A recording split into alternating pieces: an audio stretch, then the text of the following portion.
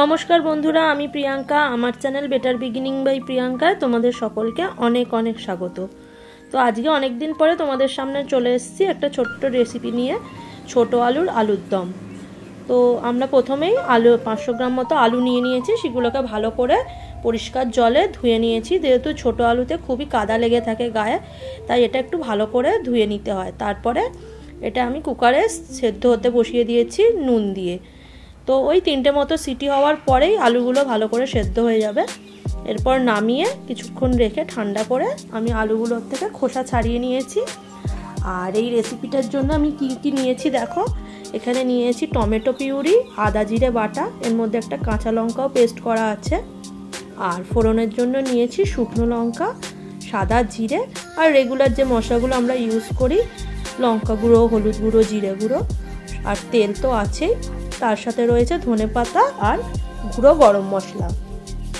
তো চলো এবার রেসিপিটা দেখে নেওয়া যাক। প্রথমে তেলের মধ্যেই আমি ফোড়নগুলো দিয়ে দিয়েছি। তারপরে আমি টমেটো পিউরিটা দিয়ে ভালো করে নাড়াচাড়া করে নিচ্ছি। তো তোমরা চাইলে আলুগুলো আগে একটু তেলে ভেজেও নিতে পারো, কিন্তু আমি আজকে আলুগুলো ভেজে নিইনি। আর হ্যাঁ, তোমাদের বাড়িতে যদি কড়াইশুঁটি থাকে তোমরা কিন্তু অবশ্যই কড়াইশুঁটি অ্যাড করো।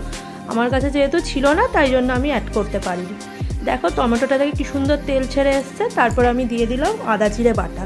আবার এটাকেও ভালো করে আমরা মিক্সড করে কিছুক্ষণ ধরে কষাতে থাকবো, যাতে আদার কাঁচা গন্ধটা চলে যায়। কিছুক্ষণ কষানোর পরেই দেখবে চারধার দিয়ে বেশ সুন্দর তেল ছেড়ে গেছে। দেখো কি সুন্দর তেল ছেড়ে গেছে।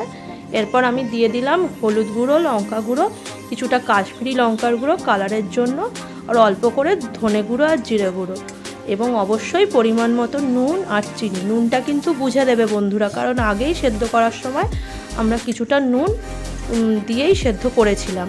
তো বেশি নুন হয়ে গেলে কিন্তু খেতে ভালো লাগবে না। এবার দেখো মশলাটা খুব সুন্দরভাবে কষানো হয়ে গেছে, কালার এসে গেছে এবং পাশ দিয়ে সুন্দরভাবে তেলও ছেড়ে গেছে। এবার আমরা সেদ্ধ করা আলুগুলো দিয়ে দিচ্ছি।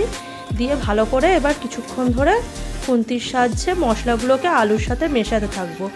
তোমরা যদি চাও অবশ্যই আলুগুলোকে আগে ভেজে নিতে পারো, আবারও বলছি, কিন্তু আমি আজকে আলুগুলোকে ভাজিনি। তার সেক্ষেত্রে জিনিসটা আরও বেশি রিচ হয়ে যায়।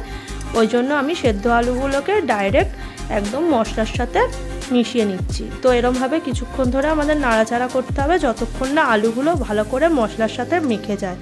তো দেখো এবার সুন্দরভাবে আলুগুলো মশলার সাথে মেখে গেছে। এবার 2 মিনিট রাখার পরে দিয়ে দিচ্ছি কিছুটা গরম করা জল।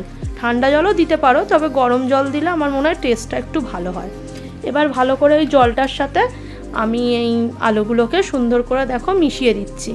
এবার কিছুক্ষণ ধরে ফুটতে দেবো, যাতে এই মশলার জলটা আলুর মধ্যে ভালো করে ঢুকে গিয়ে আলুর টেস্টটাকে বাড়ায়। আর জলটাও শুকিয়ে নেবো লাস্ট পর্যন্ত। তো চলো 2 মিনিট ঢাকা চাপা দিয়ে রাখা যাক। তার মধ্যেই আমাদের তৈরি হয়ে যাবে এই আলুর দমটা। তো চাপা খুলে দেখবো একদম আলুর দম রেডি। এই দেখো জলটাও শুকিয়ে গেছে। দিয়ে দিলাম কুচিয়ে রাখা ধনেপাতা এবং গুঁড়ো গরম মশলা। তারপরে আবার সুন্দর করে একটু খুন্তির সাহায্যে নেড়েচেড়ে নেব। আর তারপরে চাপা দিয়ে রেখে দেবো 5 মিনিট মতো, যাতে ধনেপাতা এবং গরম মশলার গন্ধটা সুন্দরভাবে মিশে যায় আলুর দমটার সাথে। তো চলো আমাদের আলুর দম একবারে রেডি। তো আজকের রাত্রিরের ডিনারে আমাদের এই আলুর দমের সাথে করব লুচি, সাদা সাদা লুচি। তো বলো আজকের ডিনারটা কেমন হবে। দেখো রান্না করার পরে টেক্সচারটা পুরো এরকম এসছে, আর খেতেও খুব সুন্দর হয়েছে। তোমরাও করে জানিও কেমন লাগলো। তো চলো বন্ধুরা, আজকে আমার ভিডিওটা এই পর্যন্তই ছিল।